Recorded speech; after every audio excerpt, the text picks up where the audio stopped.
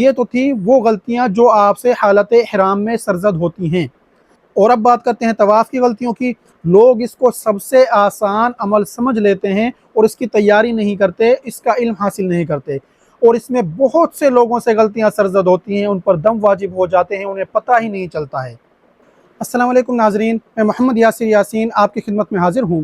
ناظرین، آج کی ویڈیو میں آپ کو بتاؤں گا کہ لوگوں سے عمرہ کرتے ہوئے کون کون سی سنگین غلطیاں سرزد ہوتی ہیں کہ جن کی وجہ سے ان پر دم واجب ہو جاتا ہے، اور بہت سی غلطیاں ان میں سے ایسی بھی ہیں کہ جن کی وجہ سے عمرہ ہی نہیں ہوتا ہے۔ اور دیکھیں، سب سے سنگین غلطی وہ ہوتی ہے کہ جس کا انسان کو پتہ ہی نہ چلے، کیونکہ بہت سے لوگ جب عمرہ کر رہے ہوتے ہیں تو انہیں پتہ ہی نہیں ہوتا ہے کہ کون سا عمل ہم ٹھیک کر رہے ہیں، کون سا غلط کر رہے ہیں۔ کیونکہ اگر غلط عمل کا پتہ چل جائے کہ یہ عمل ہم نے غلط کیا ہے تو اس کی جگہ پر تو وہ کوئی صدقہ وغیرہ ادا کر دیتا ہے، تو اس کا عمرہ ادا ہو جاتا ہے۔ لیکن وہ غلطی کہ جس کو انسان کو پتہ ہی نہیں چلتا، وہ اپنی طرف سے اس نے ٹھیک سمجھ کے اعمال کیا ہوتا ہے، یا اس کو یہ نہیں پتہ کہ اس طرح سے میں اس عمل کو کروں گا تو یہ غلط ہے یا ٹھیک ہے، یا اس کو یہ نہیں پتہ ہوتا کہ اس عمل کو جو میں جس طریقے سے کر رہا ہوں یہ غلط طریقہ ہے۔ تو ایسی غلطی سب سے سنگین ہے، کیونکہ اس کا انسان کو پتہ نہیں چلتا اور اس کے اوپر دم واجب ہو جاتے ہیں اور اس کا عمرہ بھی ادا نہیں ہوتا ہے۔ تو ناظرین، آج کی ویڈیو میں آپ کو وہ تمام غلطیاں انشاءاللہ بتاؤں گا اور آپ کو سمجھاؤں گا کہ ان غلطیوں سے آپ نے بچنا ہے، اور آپ کو صحیح طریقہ بتاؤں گا تاکہ آپ اپنے عمرہ کو سنت کے مطابق اچھے طریقے سے آسان انداز میں ادا کر سکیں۔ تو ان تمام معلومات کو صحیح طور پر حاصل کرنے کے لیے آپ نے ویڈیو کو پورا دیکھنا ہے، سکپ نہیں کرنا، ورنہ ان میں سے کوئی بھی اہم چیز آپ سے مس ہو سکتی ہے۔ اگر آپ چینل پر نئے ہیں تو چینل کو سبسکرائب کر دیں اور بیل والی بٹن پر کلک کر دیں تاکہ حج اور عمرہ سے ریلیٹڈ ہر آنے والی نئی ویڈیو آپ تک پہنچتی رہے۔ تو دیکھیں، عمرہ کے اندر 4 ارکان ہیں۔ ان 4 ارکان کو جب آپ اچھے طریقے سے ادا کر لیتے ہیں تو آپ کا عمرہ ادا ہو جاتا ہے۔ نمبر 1 احرام، نمبر 2 طواف، نمبر 3 صفا مروہ کی سعی، نمبر 4 حلق یا قصر کروانا۔ تو سب سے پہلے ہم بات کرتے ہیں احرام کی، کہ احرام میں کون کون سی غلطیاں لوگوں سے سرزد ہوتی ہیں جو بہت سنگین ہیں۔ تو پہلی غلطی جو لوگوں سے سرزد ہوتی ہے، بے شک یہ کم مقدار میں لوگوں سے ہوتی ہے لیکن ہوتی ہے، کہ وہ لوگ نیت کرتے وقت تلبیہ نہیں پڑھتے۔ تو یاد رکھیں کہ نیت کرتے وقت تلبیہ پڑھنا لازم ہے۔ جس شخص نے تلبیہ نہ پڑھا یا کوئی بھی توحیدی کلمہ نہ کہا نیت کرتے وقت، تو اس کا احرام نہیں ہوگا، یعنی کہ وہ حالت احرام میں داخل ہی نہیں ہوگا، اور احرام عمرہ کے لیے فرض ہے۔ جس کا احرام نہ ہوا اس کا عمرہ نہیں ہوگا۔ اس کے بعد بہت سے لوگ میقات گزر جانے کے بعد عمرہ کی نیت کرتے ہیں۔ تو ایسے افراد جو اپنے ممالک سے آ رہے ہیں عمرہ کرنے کے لیے، یا میقات کے باہر سے جنہوں نے عمرہ کرنا ہے، یعنی کہ کوئی مدینہ سے آ رہا ہے، یا طائف سے کوئی آ رہا ہے، ریاض سے آ رہا ہے، تو ان ایریا سے جو بھی لوگ آئیں گے عمرہ کرنے کے لیے، انہوں نے میقات سے پہلے یا میقات پر پہنچ کر لازمی عمرہ کی نیت کرنی ہے۔ جس شخص نے بنا عمرہ کی نیت کے میقات کو کراس کر لیا تو یاد رکھیں کہ اس کے اوپر بھی دم واجب ہوگا اور اسے عمرہ بھی ادا کرنا ہوگا۔ اور اب بات کرتے ہیں مردوں کے لباس کی۔ تو عمرہ کی نیت کرنے کے بعد جان بوجھ کر یا کسی غلطی سے یا کسی مجبوری کی وجہ سے اگر آپ نے سلا ہوا لباس پہنا تو یاد رکھیں کہ پھر آپ پر دم یا صدقہ واجب ہو جائے گا۔ اگر اس کا ٹوٹل دورانیہ 12 گھنٹے سے کم بنتا ہے تو آپ پر صدقہ فطر کے برابر صدقہ واجب ہوگا، لیکن اگر ٹوٹل دورانیہ 12 گھنٹے سے زائد بنتا ہے یا 12 گھنٹے کے برابر بنتا ہے تو پھر آپ پر دم واجب ہو جائے گا۔ تو یاد رکھیں کہ نیت کرتے کے ساتھ ہی مردوں کے لیے سلا ہوا لباس پہننا منع ہے۔ اسی طرح سے جسم کے کسی بھی حصے سے مرد اور خواتین دونوں کے لیے لازم ہے کہ وہ کسی بھی حصے سے جسم کے بال نہیں کٹوا سکتے، نہ اکھاڑ سکتے ہیں، کیونکہ اگر کسی نے غلطی سے جان بوجھ کر یا بھول کر جسم سے کہیں سے بال اکھاڑ لیے یا کاٹ لیے تو ان پر صدقہ فطر کے برابر صدقہ واجب ہوگا۔ لیکن اگر بالوں کی مقدار زیادہ کاٹی ہے، یعنی کہ 1/4 حصے کے بال کٹ جاتے ہیں اس اعضاء کے، تو پھر آپ پر دم واجب ہو جائے گا۔ اور اسی طرح سے مرد اور خواتین دونوں کے لیے ہے کہ ناخن وغیرہ بھی نہیں کاٹ سکتی۔ اگر کوئی ٹوٹا ہوا ناخن ہے، یعنی کہ رستے میں چلتے ہوئے یا کسی بھی وجہ سے آپ کا ناخن ٹوٹ جاتا ہے تو اس کو بھی آپ الگ نہیں کر سکتے، یہ یاد رکھیے گا۔ اسی طرح سے احرام میں داخل ہونے کے بعد مرد اور خواتین دونوں کے لیے ہے کہ وہ خوشبو نہیں لگا سکتے۔ بہت سے لوگ خوشبو والی چیزوں کو ٹچ کر رہے ہوتے ہیں، خوشبو لگا رہے ہوتے ہیں، کوئی چیک کرنے کے لیے لگا رہے ہوتے ہیں بہت سے لوگ، تو یہ تمام چیزیں آپ کے لیے حرام ہیں، اور ایسا عمل اگر آپ کرتے ہیں خوشبو کی مقدار بہت زیادہ ہوئی تو پھر آپ پر دم واجب ہو جائے گا۔ اور مردوں کے لیے سر کو ڈھانپنا منع ہے۔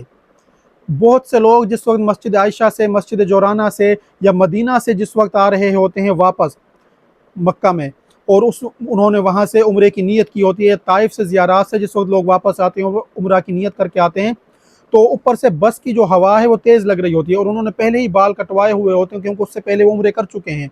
तो बस के एयर कंडीशन की जो तेज़ हवा उनके सर पर लगती है, तो उसकी वजह से मैंने बहुत से लोगों को देखा है कि वो इहराम की चादर अपने सर के ऊपर रख लेते हैं ताकि डायरेक्ट हवा हमारे सर को ना लगे, क्योंकि उससे उनको सर्दी लगना शुरू हो जाती है। तो आपने हवा को इस तरह से एडजस्ट करना है कि वो आपके सर के ऊपर ना लगे, अगर आपको इस तरह का कोई मसला बनता है, सर्दी ज़्यादा लगती है तो। क्योंकि उस टाइम पे सर पे बाल तो होते नहीं है, पहले भी आप उम्रे कर चुके हैं, आप लोगों ने हलक करवाया हुआ होता है, तो इसलिए सर के ऊपर आपने कपड़े को नहीं रखना। और औरतों के लिए है कि वो निकाब नहीं बांधेंगी। जो ख़वातीन निकाब बांधेंगी उनका चेहरे के साथ उनका कपड़ा टच होगा, तो ऐसी ख़वातीन पर भी दम वाजिब होगा अगर उसका टोटल दौरानिया 12 घंटे तक बनता है, और अगर कम मिकदार में बनता है तो सदका फ़ितर के बराबर सदका वाजिब होगा।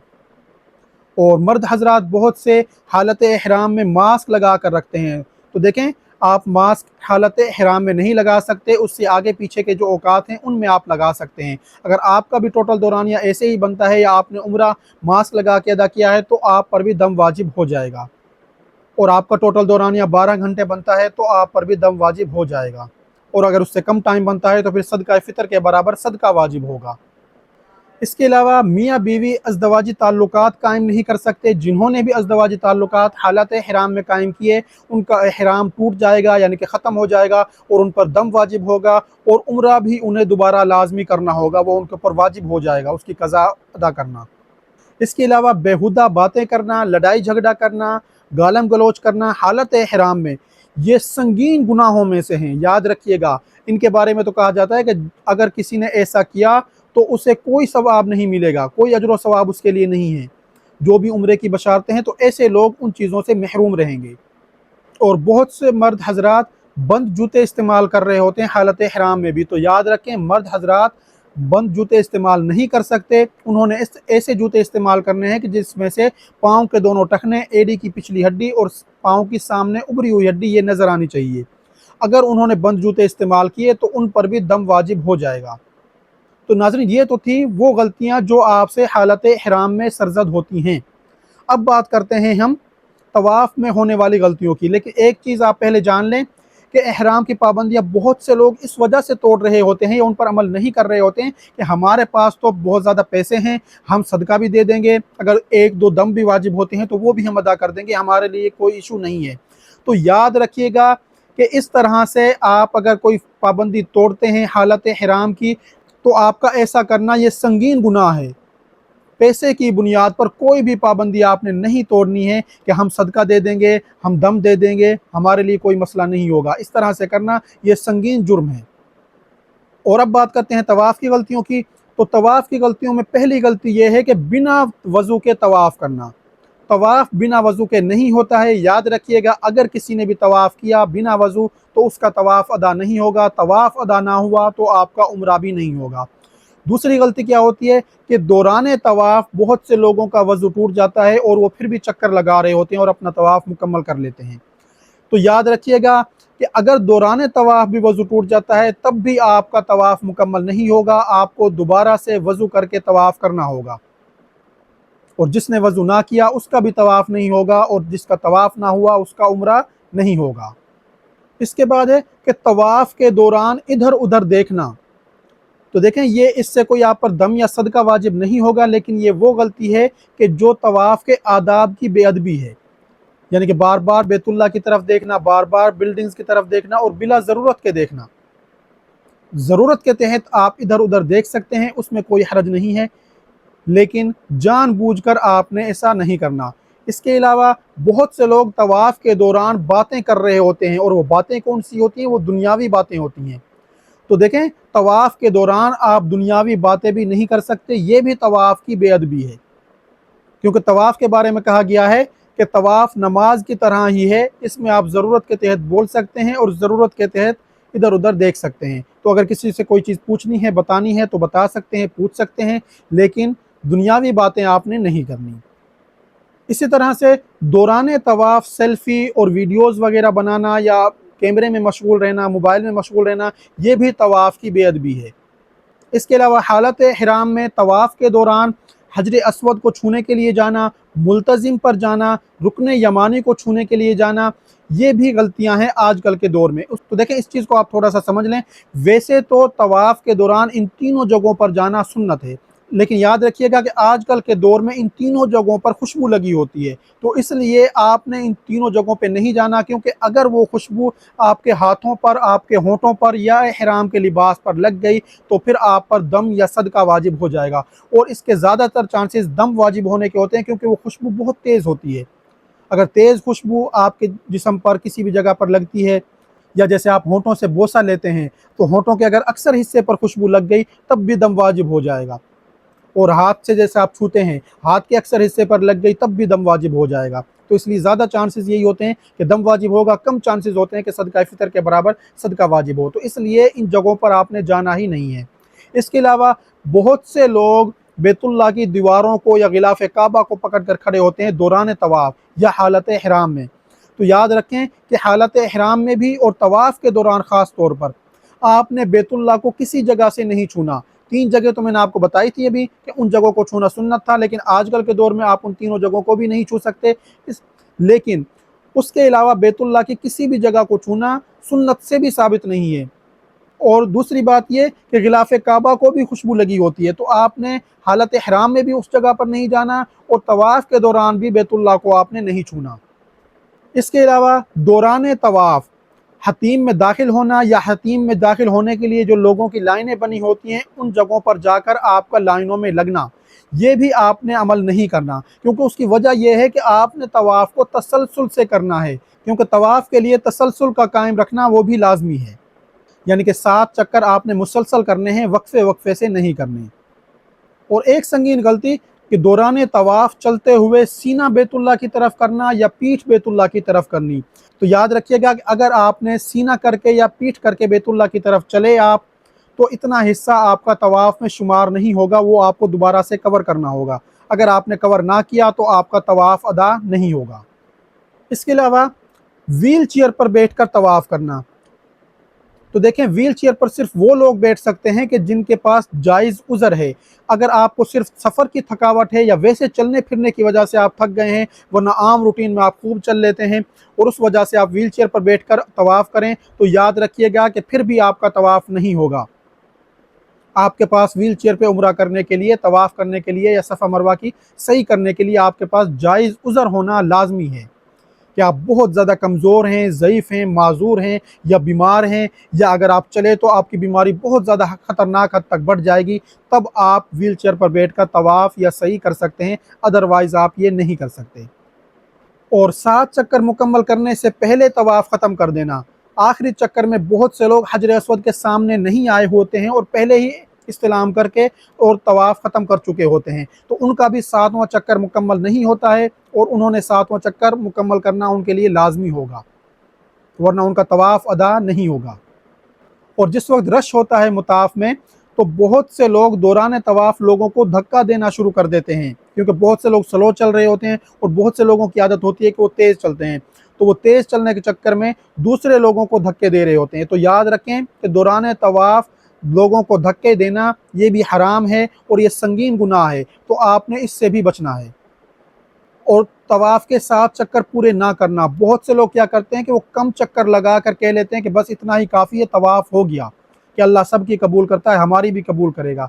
तो देखें, आमाल आपने ठीक अदा करने हैं, मुकम्मल करने हैं, उसके बाद आप अल्लाह पर तवक्कल करें और उम्मीद रखें कि इंशाअल्लाह अल्लाह रब्बुल इज़्ज़त आपकी हर इबादत कबूल करेगा, आपका उम्रा भी कबूल करेगा।